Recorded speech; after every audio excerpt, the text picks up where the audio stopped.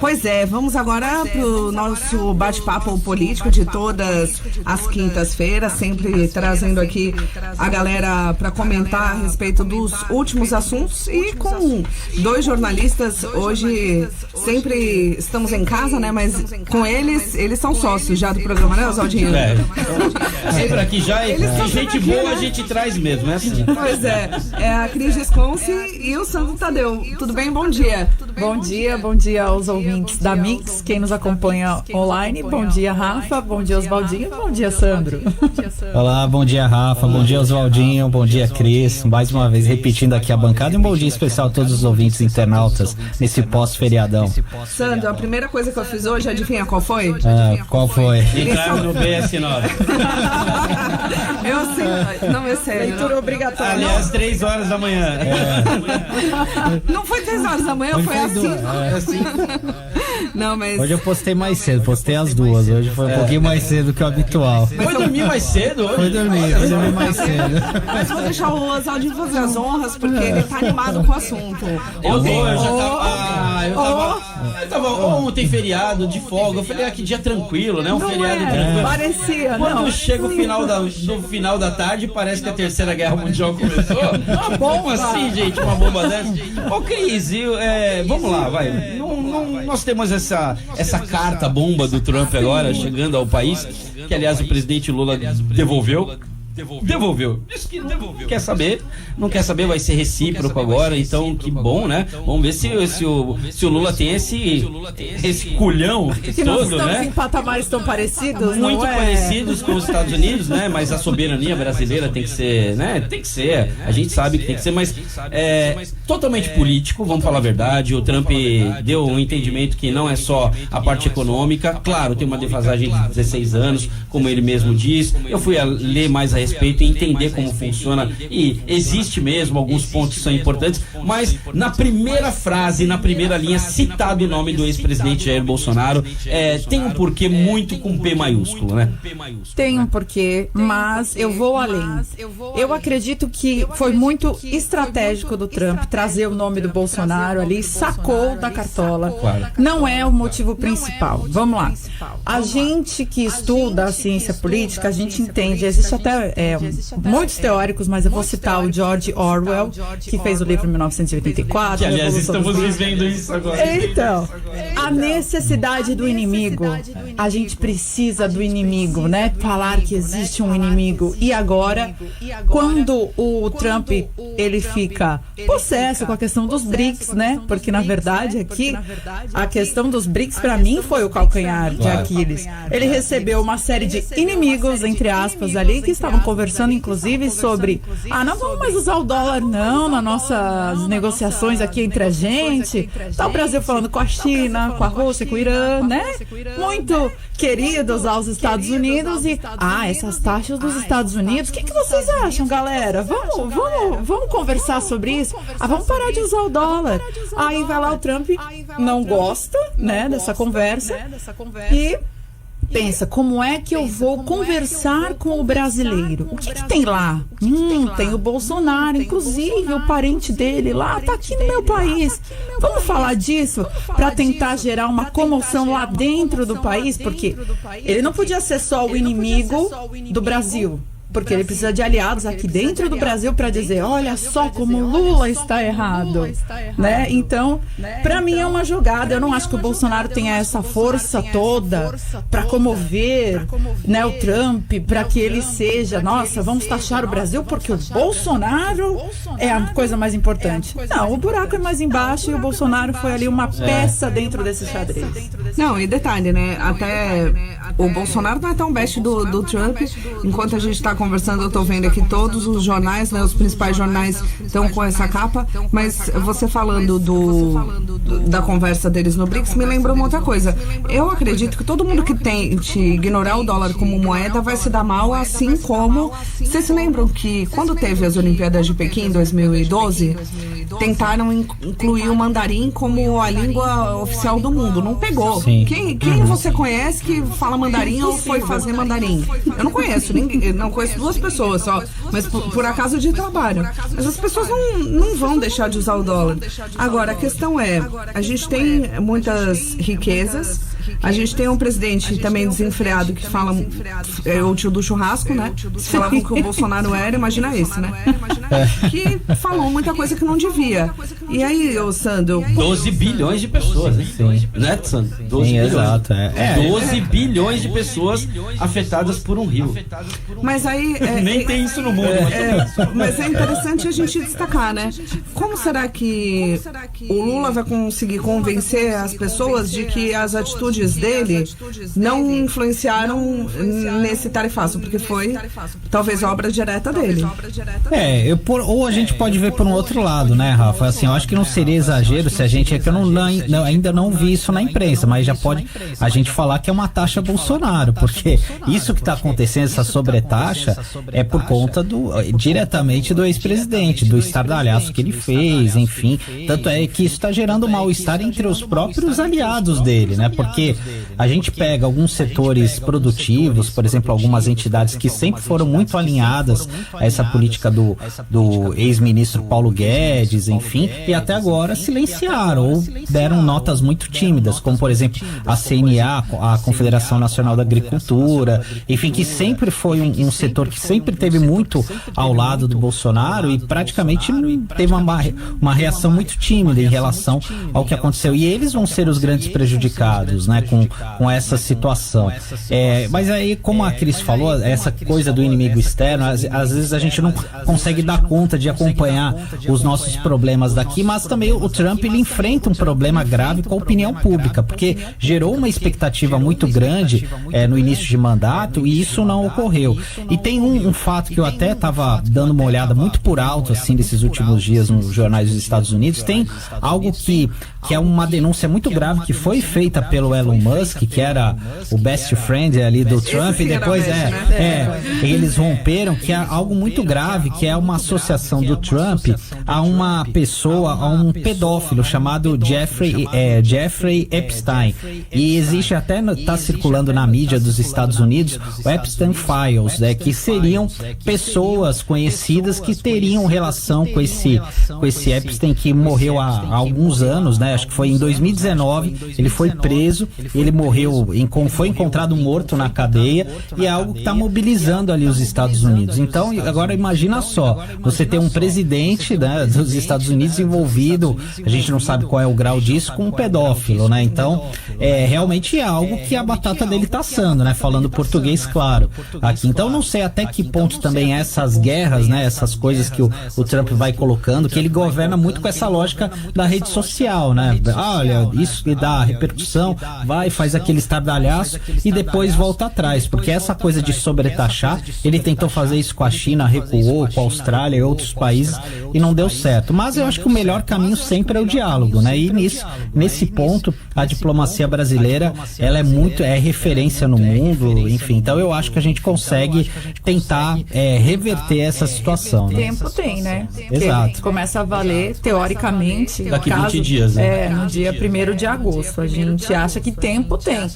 A medida, a coisa mais sã a ser feita é conversar. Eu acho que o Brasil não tem condições de retaliar essa decisão, mesmo porque internamente o Brasil já está com o pires na mão aí pedindo aumento de impostos.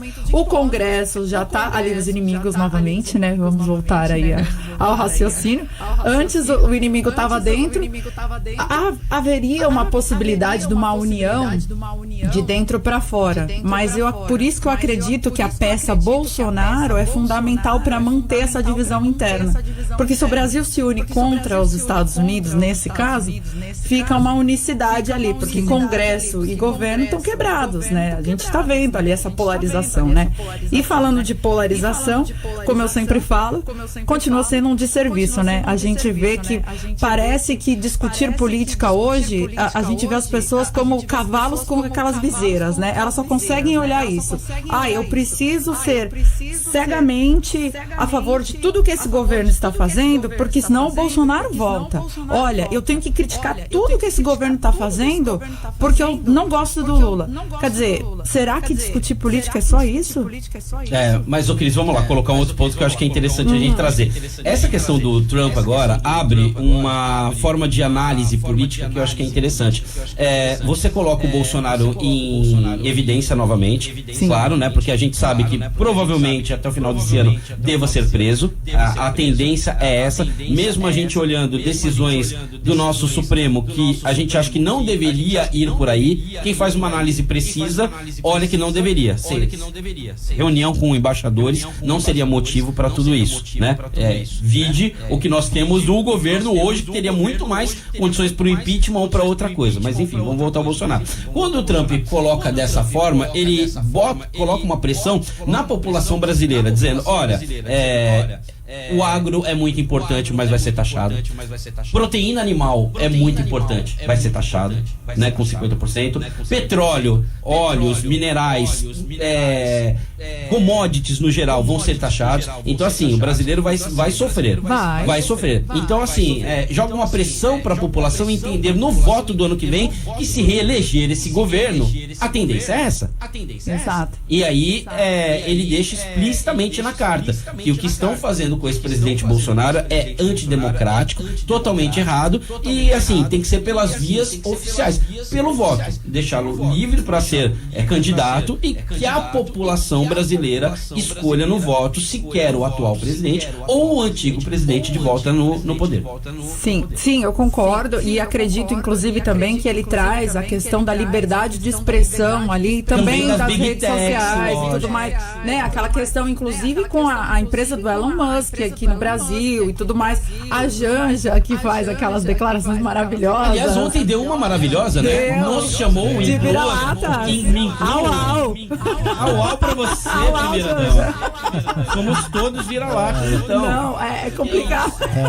Eu acho assim, vendo essa questão, inclusive eu já disse isso, das redes sociais.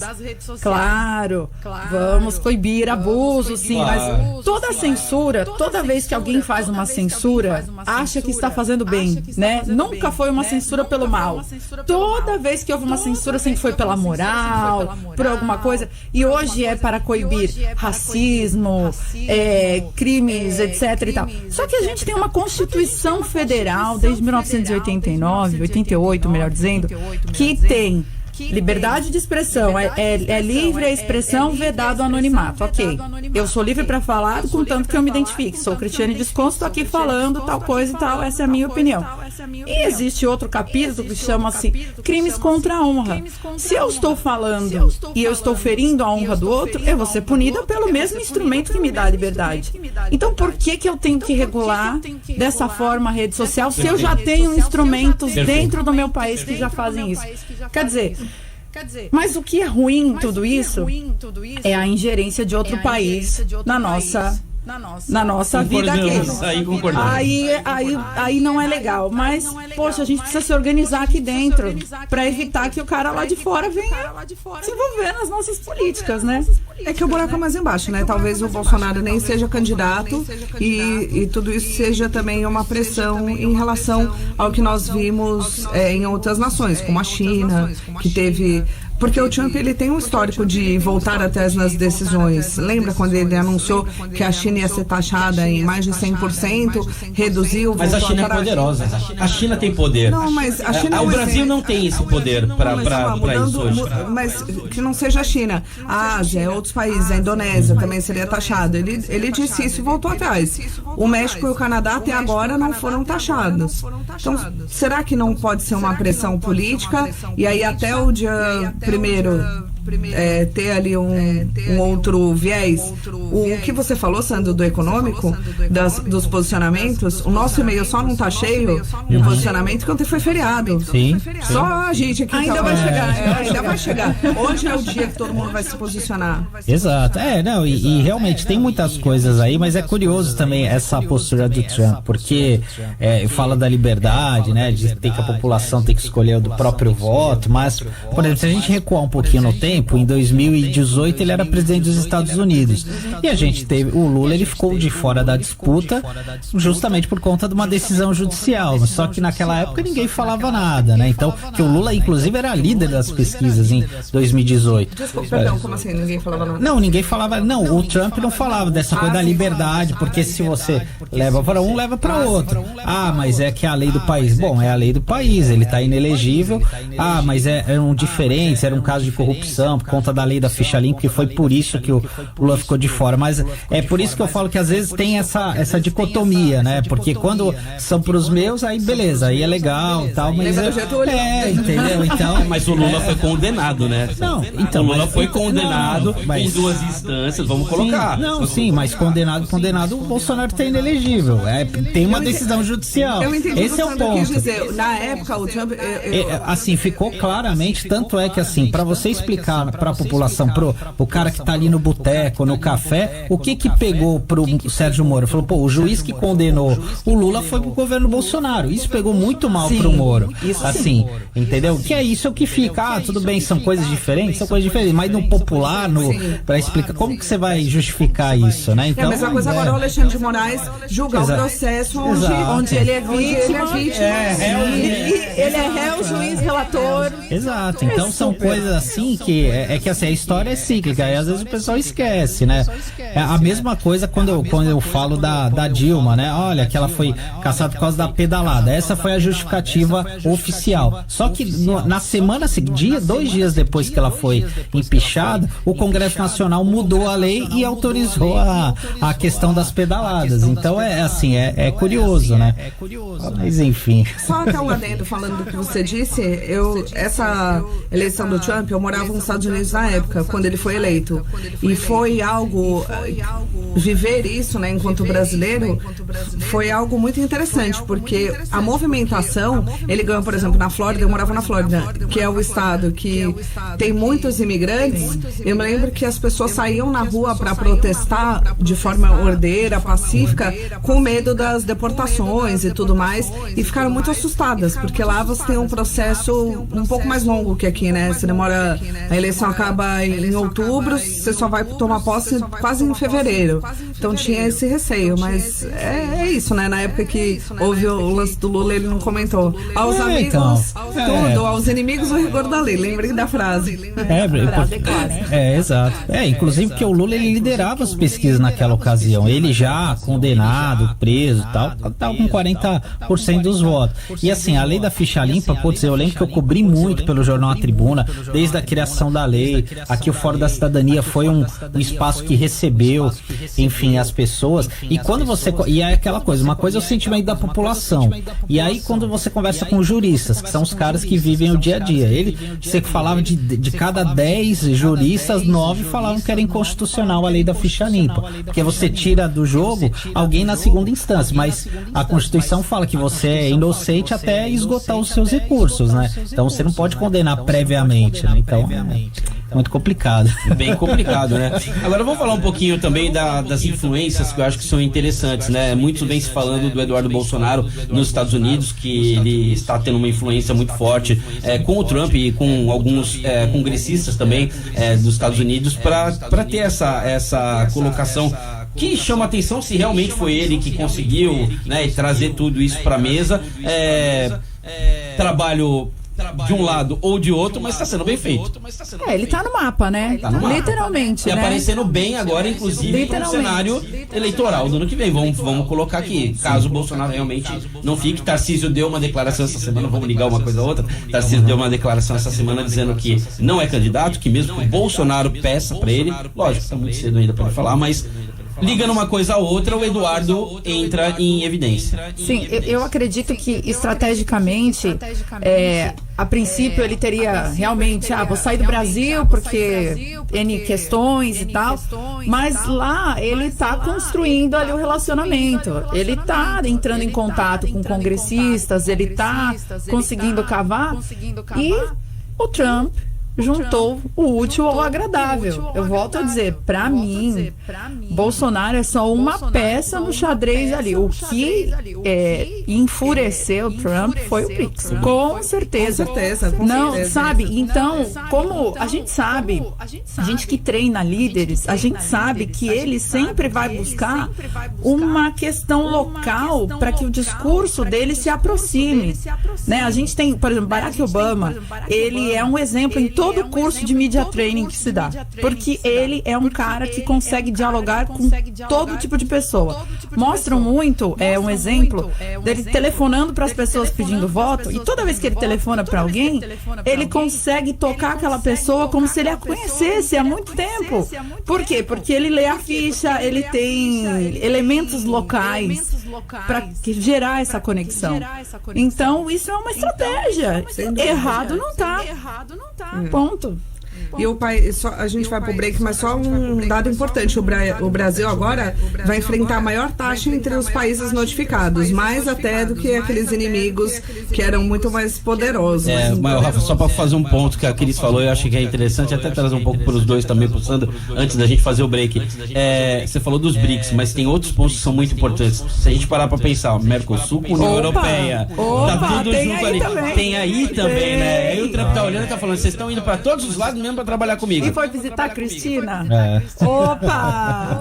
Que mora ali num bairro de Buenos Aires comum, na esquina da padaria, que fez da casa dela uma prisão domiciliar. Um bunker.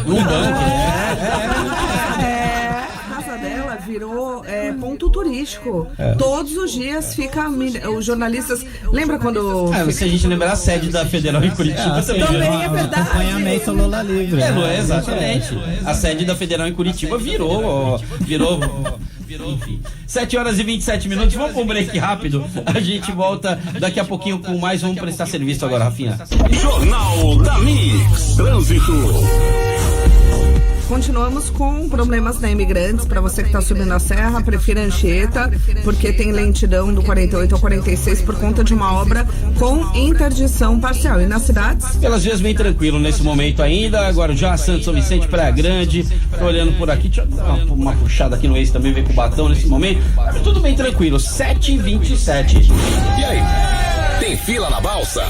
No momento a gente observa que tá tudo tranquilo, apesar de falarem que tinha 20 minutos de espera, a gente vê que a movimentação tá bem calma, bem melhor do que nos outros dias. O pessoal ainda tá no ritmo de feriado, já engrena. Bom, vamos mudar de assunto, porque você não pode perder os últimos dias do aniversário da Obramax. Bora construir e viajar. A cada R$400 em compras, você ganha o número da sorte para concorrer a 30 viagens no valor de R$10.000 e 500 vales compra. Aumenta as suas chances comprando os produtos das marcas participantes.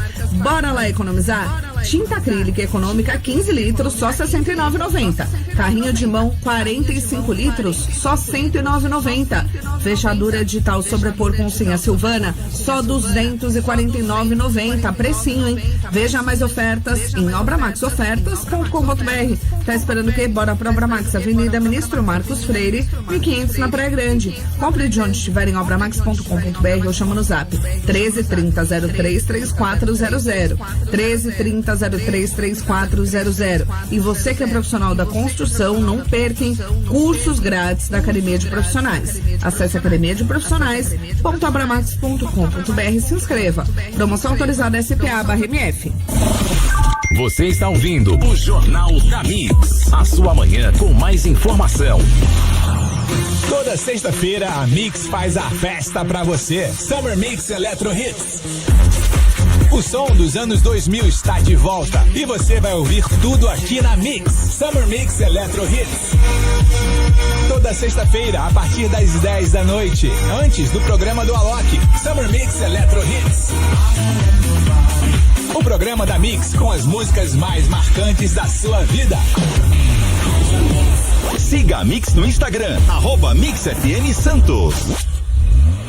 Doim Motors. Pensou em multimarcas, pensou Doim Motors. Zero e seminovos pra você comprar. Prêmio nos modelos, grande variedade. Qualidade extrema, credibilidade. Doim Motors. Doim Motors. Visite uma de visite nossas lojas ou acesse nosso site doimmotors.com.br.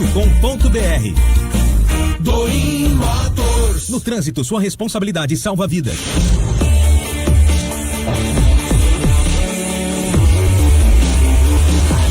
O melhor mix do Brasil. Voltamos a apresentar Jornal da Mix. A sua manhã com mais informação. Jornal da Mix.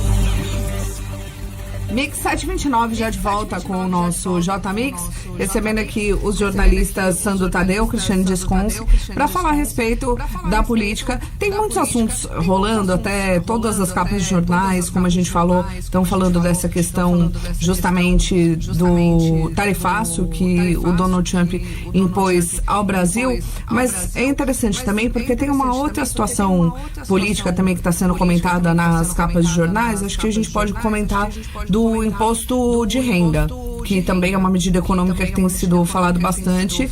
O Arthur Lira, que voltou ali ao mandato, né, saiu da presidência, mas continua, é relator do projeto que isenta de imposto de renda quem ganha até 5 mil e avalia baixar para 8% a alíquota mínima para renda mensal acima de 100.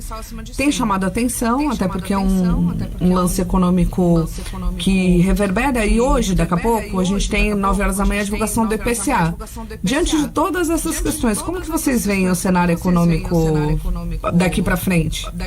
Olha, eu acho que é uma instabilidade muito grande, viu, Rafa? Primeiro porque a gente viu essa queda de braço clara que existe entre o Congresso Nacional e o governo Lula, porque a eleição de 2026 ela já começou. Isso está muito evidente com essa questão do IOF.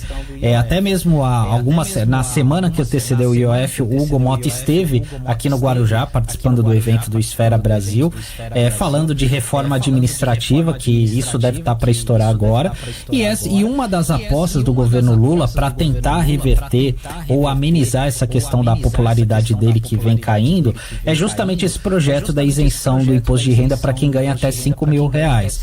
Só que tem um ponto, por exemplo, o Congresso ele pode fazer a lição de casa e aprovar isso, mas somente em fevereiro do ano que vem. Só que isso só terá efeitos a partir de 2027, né? Ou seja, para justamente o Congresso pode falar, olha, a gente fez a nossa parte, mas o Lula não vai capitalizar em cima disso. Então existe de fato aí uma disputa interna ali que o governo vai pisando em ovos, porque um depende do outro, né? E a gente sabe que a relação está muito desgastada, né? Por conta disso. E agora também a gente vai ver como que o governo vai se sair nessa questão com o Trump, porque há uma pressão muito grande por parte do setor produtivo do Brasil, enfim, que eu acho que isso também não cabe somente ao governo federal. Eu acho que também cabe a responsabilidade, por exemplo, ao governador Tarcísio, porque a gente está falando do maior polo industrial, econômico, né, do país, e eu acho que o Tarcísio também precisa vir à baila para se manifestar sobre isso. É difícil, né? Essas medidas populares, elas acabam tendo reflexos aí na economia, e aí quando a gente pega, né, muito se diz neste governo atual que pegou a questão orçamentária no primeiro ano com um grande rombo, porque na ocasião Bolsonaro teria majorado o investimento para aumentar a Bolsa Família, para dar vale gás, não sei o que, pro caminhoneiro, nananana. E tá, então a história se repete, quer dizer, o que foi criticado agora tá tendo essa corrida para aumentar benefícios e tal. Fazendo aqui um breve jogo de números, não é o meu forte, mas eu pesquiso. Por exemplo, gente, a Previdência Social, ela representa a maioria no nosso orçamento, que é de mais de 2 trilhões. Eu não faço ideia do que é 1 trilhão, imagina 2, quer dizer, 972 bilhões é a Previdência Social e Bolsa Família mais 158 bilhões. Quer dizer, um país que investe quase 1 trilhão só em assistência, tá errado. Vamos falar a verdade, tá errado. Saúde, 245 bilhões, educação, 226 bilhões. Tá certo essa conta? Já posso te trazer mais números? Por favor. Nossa dívida pública, então, de 3 bilhões e meio por dia. Por dia. Um túnel Santos Guarujá a cada 2 dias. E olha o tempo que leva para fazer um túnel ou para aprovar um projeto. Exato. Então, assim, ainda tem a dívida pública. Aí entra muito bem isso que você falou e o Sandro também. Quando a gente vai para essa parte econômica, é interessante a gente colocar. É uma uma medida, muitas vezes, interessante para as pessoas de baixa renda, ok, entendemos, mas ela é eleitoreira.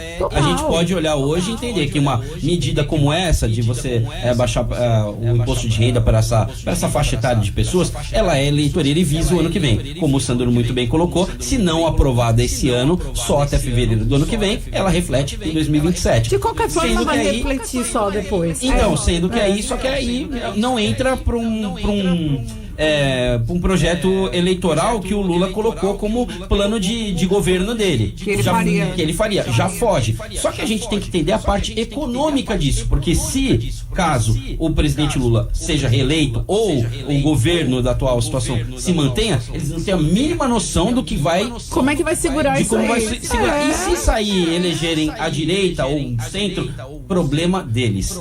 Certo? Ou seja, não estão pensando então no Brasil. É eleitoreiro. É um projeto de poder, não é um projeto de país. De Estado. É isso. Bem colocado. É isso. E é difícil mesmo, assim, essa situação, porque tem muitas coisas, né? E aquela citação que eu fiz no primeiro bloco, a conversa da padaria, do boteco, é aquela coisa, mas o Lula prometeu isso na campanha e não cumpriu, isso vai cair. Cadê a picanha? Prometeu picanha e entregou Jesus. E isso é algo que vai pesar muito, assim. Aí o Congresso vai falar, não, é a letargia do governo, não soube negociar e tal, enfim. Aí tem todo, por isso que eu falo que o jogo político de 2026 já começou, né? Só não vê que não quer. Tá muito forte, tá muito... você falou muito bem, né, Sandro? O Congresso, essa briga do Congresso e do governo, a gente quando entra no legislativo e o executivo, eles não se dão, não entendem, não se entendem mesmo. Eu acho que o ministro Haddad, ele fica no meio olhando pra um lado e pro outro, aquele meme do John Travolta, completamente, não sei o que eu faço, porque o presidente Lula deve ficar por um lado falando, e ele tentando conversar com o Gumota, tentando conversar, né, com os presidentes ali, não vai conseguir chegar a um ponto de equilíbrio mesmo. A gente olha e faz essa análise. Sandro já estamos em 2026 e não tem mais conversa, porque já é eleitoral. Mas tem um ponto, desculpa, Sandro, claro. Só um ponto, que o Oswaldinho falou, o Haddad passou de um processo de fritura para herói da nação.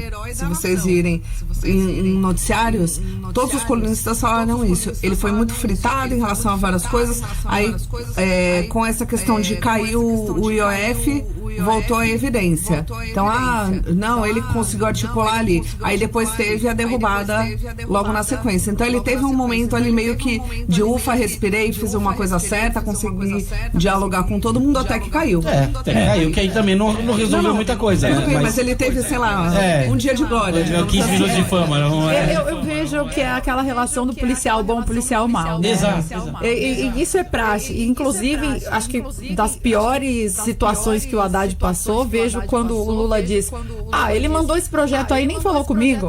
Oi? Como assim? Não é bem assim que funciona. A gente tem a Gleisi Hoffmann olhando pro Haddad, tendo que elogiar, tendo que aceitar a gente, sabendo que eles não se dão, que um não concorda nem um pouco com nada. O governo completamente perdido, como é que faz? Difícil. E a Gleisi, ela já se mostrou que é bastante leal, porque leal ao Lula, leal ao projeto, né, ao Haddad, como você mesmo falou, essa rusga, ela como presidente do PT, às vezes tinha uma oposição. Eu lembro que no início do mandato, o Haddad, ele sentava com o pessoal da Faria Lima, procurava, hoje ele não tem mais essa ponte, hoje acabou esse diálogo, né, e a Gleisi, ela, durante o governo Dilma, ela foi a chefe da Casa Civil, que pouca gente lembra, então ela não era uma pessoa também de provocar muitas polêmicas, porque ela estava fechada ali com o time. É a mesma coisa agora, a postura é totalmente diferente, que ela tá ali alinhada com o projeto do governo Lula, enfim, obviamente ela não deve concordar com algumas coisas, mas tá aí. E essa questão do IOF, né, a gente falando aqui, foi colocado o bode na sala, mas qual que eu acho que foi a intenção do governo ali? Olha, tudo bem, vocês querem manter o IOF, então a gente precisa renegociar a questão das emendas parlamentares, que a Cris citou aqui os números da educação, ainda tem isso. São 53 bilhões pro orçamento só para as emendas. Então, até para ilustrar o ouvinte e o internauta, é a mesma coisa que você chega aqui, o Oswaldinho, você quer fazer uma reforma na tua casa, você tá ali juntando dinheiro, só que chega alguém com uma grana, um tio ali, olha, Oswaldinho, olha, eu não tenho dinheiro, mas eu quero que você compre tal coisa, ali um lustre, top, não sei o quê. Eu falo, não, mas eu não preciso de, não, não, mas eu tenho dinheiro para isso, você quer ou não? Basicamente é isso que acontece com as emendas parlamentares, que às vezes você tem uma grande, por exemplo, o Túnel Santos Guarujá, você tem uma obra bilionária, e às vezes você usa essas emendas, 100 mil para uma coisa, 100 mil para outra, que às vezes não é o essencial, né? Não é aquilo que vai mudar radicalmente a vida da população, né? Tem algo agora, falando de assistencialismo, vamos vir aqui pro estado de São Paulo, porque foi lançado o programa Trampolim de capacitação, a gente falou no primeiro bloco de notícias, mas junto dele foi sancionado o Bolsa Família Estadual, que é o programa Superação, né? Queria a opinião de vocês, assim, até puxando aqui pra gente comentar, o próprio governo usou o seguinte marketing: programa que rompe o ciclo de pobreza no estado. Então, assim, estão usando o governo do estado como superação, sendo o salvador da pátria paulista. Como vocês enxergam isso? De forma geral, eu vejo o assistencialismo sem contrapartida como uma questão sem fim, né? A gente está multiplicando as pessoas que recebem esse assistencialismo e elas nunca vão sair dessa faixa, porque elas não têm uma contrapartida, elas não precisam entregar nada. Por exemplo, olha, você teria que ter um programa social por um determinado tempo, até entregar tal coisa, ou em contrapartida você teria que estar fazendo um curso, certo? Alguma coisa que te capacitasse para sair desse limbo. Sim. Enquanto houver só esse tipo de programa social, o governo vai ter que aumentar imposto, aumentar essa carga, o que de fato acaba estrangulando o empresariado, que agora é o inimigo, né? Que agora é pobres contra ricos, né? E vão lá na Faria Lima lá protestar, como se as pessoas de lá também não estivessem trabalhando. Você sabia que se a gente pegar o Luciano Hang e mais vou colocar mais um bilionário aqui brasileiro, e elimina esses dois caras, são quase 150 mil empregos a menos, fora os impostos que vão pro governo federal, que deveriam sair para saúde e educação, deveriam, né? Não tô falando que vai mesmo. Sim. Esse ponto que você falou, Cris, é simplesmente o apoio ao dar ao peixe e não ao ensinar a pescar. Exato. É isso mesmo. Se a gente faz um comparativo com alguém que recebe o assistencialismo hoje e alguém que está trabalhando, a pessoa que trabalha ainda tem o seu... Ela é sócia do governo. Opa! Sócio. Você quer CLT, você saiba que o seu patrão ele tem um imposto muito alto para te manter trabalhando, e o que você recebe de salário não é o que você deveria receber. Já está tirado um bom imposto que vai para o governo. Sim. Sendo que a pessoa que está recebendo assistencialismo está recebendo limpo, para não fazer nada. E não está produzindo. E não está produzindo pro país. Não é nem, a gente não quer colocar aqui de uma forma onde está produzindo para você mesmo. Não, é pro país. Exato. Né? Tem que voltar esse dinheiro de alguma forma. Não, e as pessoas precisam sair dessa questão, dessa linha. Elas podem prosperar, elas podem ser mais que isso, sabe? Só que elas precisam de ferramentas. Não é só dar, toma aí seu dinheirinho. Aí a gente viu várias questões, as pessoas jogando nas bets, o dinheiro do bolso. Elas não têm nenhuma orientação e nenhuma educação. Eu acho que esse dinheiro tinha que vir com alguma contrapartida, alguma responsabilidade. Senão, isso aí só vai crescendo. A gente acabou de ver os números. 900 e tantos bilhões só de previdência e mais 300 e poucos de Bolsa Família. É 1 trilhão de assistencialismo. É difícil. Até puxando algo para nossa região, porque tem a ver com a votação que foi feita na Câmara dos Deputados, né? Foi finalizada a votação do projeto que cria 160 novos cargos comissionados para o Supremo e 40 para a Polícia Judicial. E aí o que acontece? A gente tem 3 deputados na nossa região. A gente teve o voto da Rosana Vale, que foi não, do Paulo Alexandre Barbosa, que foi sim, e o da Cunha, que se absteve. Como vocês enxergam essa medida? Na verdade, Rafa, isso foi a votação do texto base que ocorreu na noite de terça-feira. Ontem foi concluída a votação e o da Cunha votou não, assim como a Rosana Vale, o Paulo Alexandre votou sim. Isso assim, acaba sendo uma postura incoerente do Congresso Nacional, quer dizer, especificamente da Câmara dos Deputados. Se está falando que você precisa cortar gastos, como que você vai autorizar um custo de quase 8 milhões a mais por ano ano para custear funções gratificadas por Supremo Tribunal Federal. Eu não vejo sentido nenhum, acaba sendo uma postura incoerente, mas é aquela coisa, muitas vezes a gente cobra o executivo, que está certo, que às vezes você precisa cortar despesas, mas o legislativo não faz a função de casa e também o judiciário muito menos, né? Tanto é que os maiores salários hoje na esfera federal são do judiciário, né? Então são os super salários que as pessoas tanto falam. E cargos vitalícios. É, exatamente. E né? aposentadoria junto com o salário. A aposentadoria compulsória, né? E aí, Cris, qual a sua opinião? Eu concordo com o Sandro e aí dá para ir além também, né? Outras pautas lá que estão passando, como era a questão de aumentar o número, né, de deputados, parece, enfim. Então, quer dizer... Vai ter feito cascata, né? Claro. Sim, vai, né? E projeto de poder de novo, né? Então, quando a gente... É muito triste quando a gente, como população, como cidadão, se dá conta de que a esfera lá em cima tá brigando pelo poder, cada um pro seu lado, puxando a sua brasa, a sua sardinha, enfim, e a gente tá aqui cada vez pagando mais impostos, se estrangulando, né, para manter aí a questão fiscal. Os pequenos empresários, então, nem se fala, e eles são responsáveis pela maioria dos empregos. Sim. Aqui na nossa região, se você vê quantos comércios tem, quantos impostos essas pessoas pagam, quanto elas pagam para ter o funcionário CLT ali trabalhando.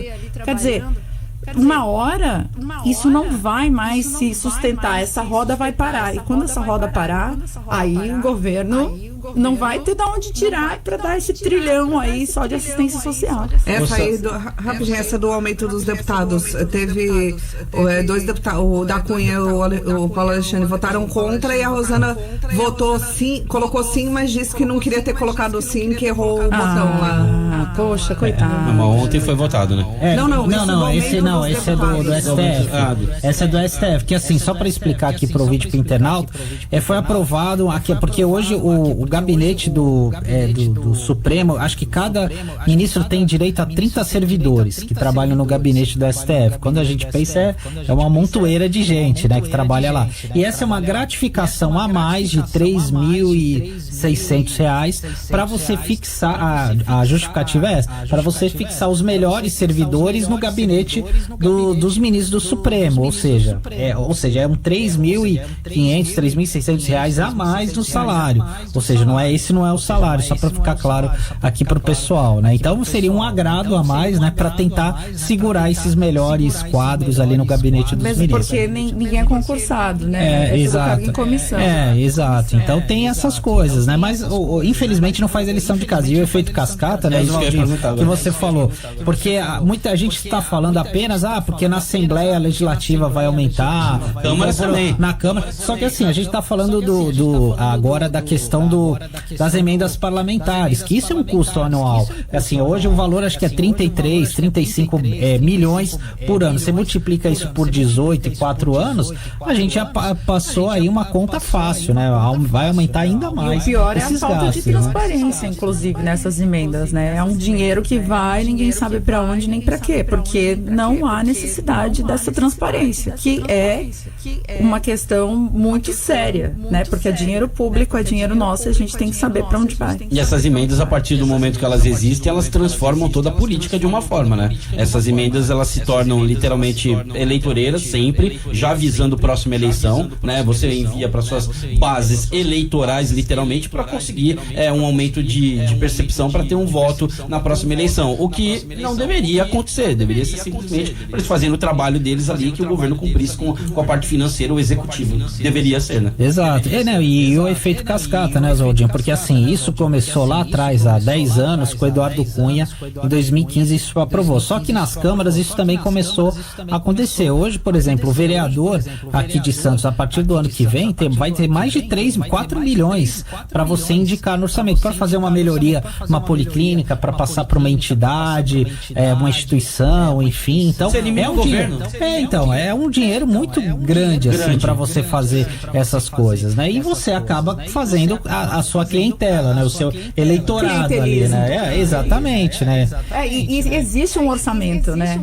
Para isso, justamente. Olha, o orçamento está aqui assim assado. Sendo administrado pelo executivo, que executa para isso. Não, poderia haver uma forma de fazer isso de um jeito controlado e responsável, ou até a participação, então, mais efetiva. Vamos trabalhar e fazer um orçamento participativo, um orçamento ali, cada deputado ou cada bancada viesse com suas prioridades, e aí sim o governo contemplaria e teria a responsabilidade de dar aquilo até o final do mandato, enfim. Mas parece que corre tudo muito solto, é mais fácil, né? É complicado. Até acho que é interessante a gente falar de uma questão importante, que é da Lei dos Portos, né? Que foi uma comissão instalada. O Paulo Alexandre Barbosa, deputado aqui da região, vai ser o segundo vice-presidente. Até o Santos escreveu isso na coluna dele. Mas tem dois pontos até, além da Lei dos Portos. Tem outro ponto que também é muito eleitoreiro, que eu enxergo, não sei se vocês pensam assim. Essa questão da desapropriação dos túneis, a gente até falava aqui, a gente traz vários especialistas no Se Liga no Porto, às segundas-feiras. É aquilo, né? O pessoal quer a indenização justa, né? Hoje o Santos tem, em média, R$10 mil o valor do metro quadrado. Então, quem tem lá uma casa de 300 metros vai receber esse valor. E será que vale? E aí estão reclamando que acham que a indenização não é correta. Acaba atrasando o projeto, né?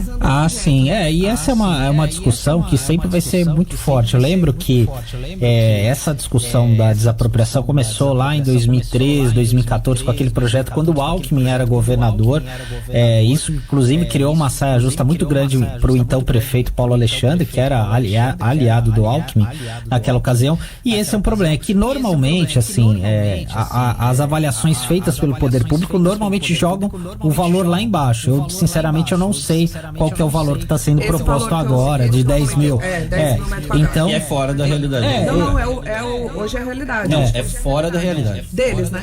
Então, e aí isso é uma discussão que sempre... Mas assim, hoje na justiça você tem meios para você garantir um valor mais próximo do ideal, né? Do que é considerado ideal. Houve avanços na legislação nesse sentido, né? Então, tanto é que assim, se for um valor muito exorbitante, muito baixo, o judiciário acaba corrigindo, né? Mas assim, isso de fato precisa de uma transparência maior, que inclusive aquela associação dos moradores comunitários do Macuco vai ter uma audiência ainda esse mês com Tarcísio, porque o edital ele tem dois pontos dúbios, né? Porque no primeiro momento fala que a empresa que vai a empresa vencedora, né, dessa PPP é que vai fazer o pagamento dessas desapropriações, mas só que isso depende dos recursos do governo do estado. Então isso precisa estar muito bem alinhado para que as pessoas não sejam prejudicadas nessa história, né? Porque de fato eu acho que a obra precisa sair do papel, como fala popularmente, a gente não pode fazer omelete sem quebrar os ovos, né? E de fato, né, algumas famílias vão ser prejudicadas com isso, alguns comerciantes, enfim, mas é um impacto mínimo, né? Até porque há um esforço aqui na região, inclusive até liderado pelo presidente da autoridade portuária, Anderson Pomini, de rever esses projetos iniciais para evitar o mínimo de desapropriação, para não afetar essas pessoas. O Estado agora vai ser responsável, né? O Estado agora vai ficar responsável, não vai ser mais a prefeitura, enfim. Seria o governo do estado que vai conduzir esse processo, né? E assim, o governo do estado já tem uma certa expertise, inclusive aqui na nossa região, porque no próprio VLT, obviamente não são os mesmos bairros, né? Mas é numa região próxima e foram feitas algumas desapropriações para viabilizar. Do VLT foram 32. Então, assim, já tem um conhecimento, know-how de como fazer isso da melhor forma possível, né? E menos traumático, né? É assim, né? Só até um adendo dessa questão. Eu acredito, o Pomini teve aqui, ele falou que eles iam buscar o valor venal, e até quando o Oswaldinho comenta, porque, por exemplo, hoje a gente sempre fala, né, Oswaldinho, de preço de mercado, tá muito caro os imóveis aqui. Então, se você imaginar, será que esse imóvel que a pessoa mora valeria 10 mil metros quadrados? Talvez não. Talvez estejam pagando de fato por essa mudança, porque muito se justifica a respeito. O preço médio em Santos é de 7 mil. Se a gente faz essa colocação. 7 mil, 7.600 é o preço médio da cidade.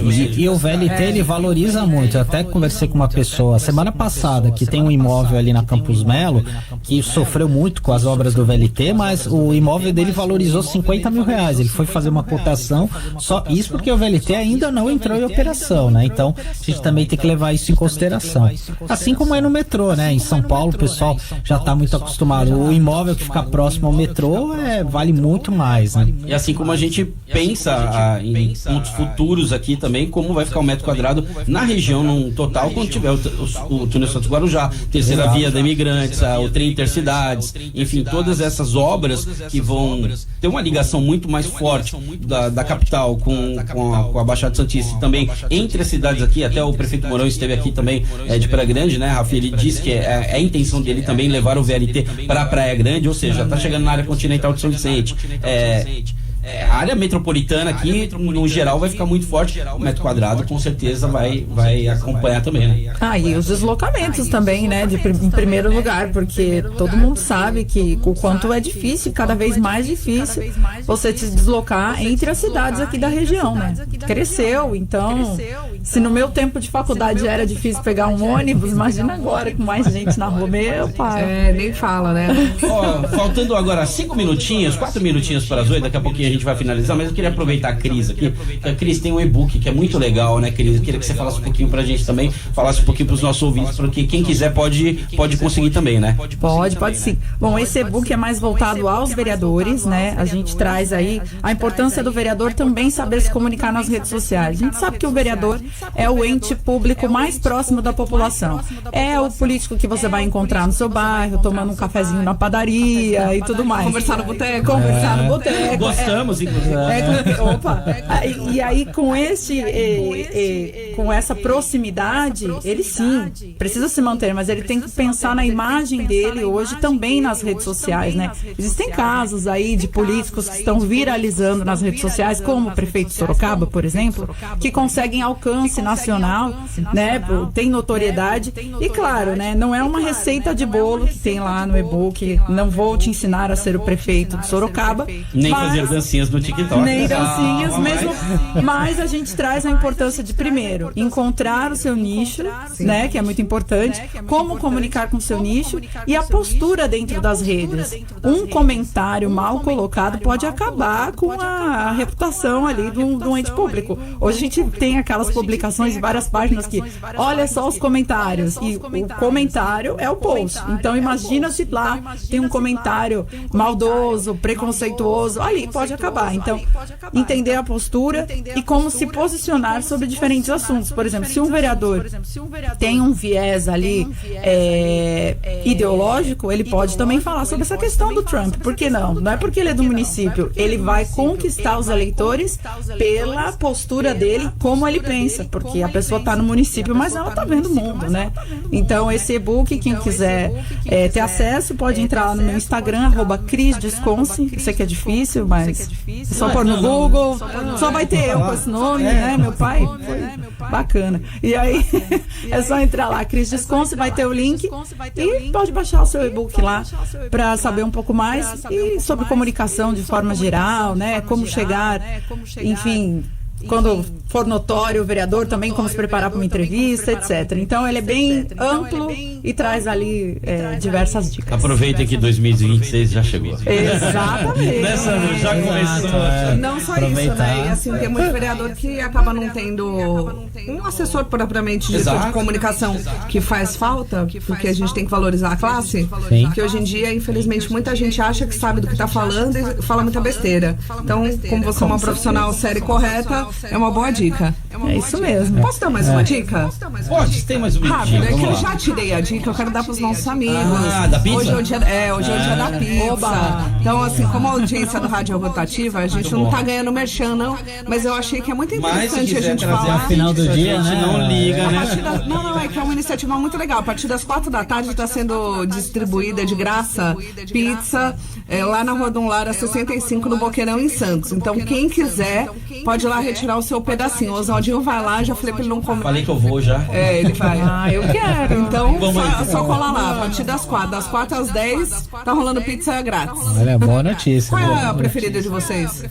Pizza qualquer uma. Tá aí, a Cris Qualquer todas. uma, ô, Sandro. Eu sou enjoado, eu não gosto de cebola, não gosto de um monte de coisa. Eu gosto simples, mussarela, tomate, tá a ótimo. básica. Isso aí é a base. Então tá bom. básica. A Cris já deixou o Instagram dela aqui. O Sandro, quiser deixar também as redes, dar um recado aí, lembrar o pessoal de acessar o BS9 também, sempre que é muito importante. Eu sempre publico a minha coluna por dentro da política, sempre de madrugada, né? Ou no site bs9.com.br e minhas redes é Sandro Tadeu com TH. Só gente chique. Só, e acompanha lá que você fica sabendo de muita coisa antes de todo mundo. E o Sandro tá ali, ó, ligeiríssimo.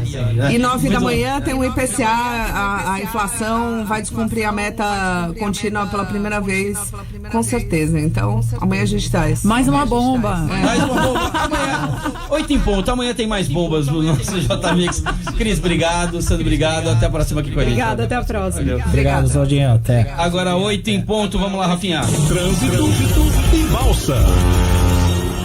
Bom, a Imigrantes está complicada na subida, então prefira Anchieta, porque tem uma obra com interdição parcial do 48 ao 46. Prefira a Anchieta. Já a Balsa, tudo tranquilo. E boa notícia para quem, Zaldinho? Boa notícia para Giovana Pedrosa. Giovana Pedrosa, final do telefone 3265. Ô, Giovana, parabéns. Tá levando aqui a sacola da Quimpanhas. Fica tranquila que a equipe promoção da Mix vai avisar para você a hora que tiver a sua sacola, tá bom? Então vai chegar a sua sacolinha aqui, você vai receber, certo? Aqui na Tolentino Filgueira 119 no 5º andar. A gente vai avisar você para você vir buscar aqui a sua sacola da Quimpanhas recheada com produtos deliciosos. É isso, amanhã sexta-feira eu e a Rafinha estamos de volta aqui às 6 da manhã com mais uma edição do nosso Jornal da Mix. Informação, notícia e prestação de serviço para você acordar muito bem informado. Beijo, Rafaela. Beijo.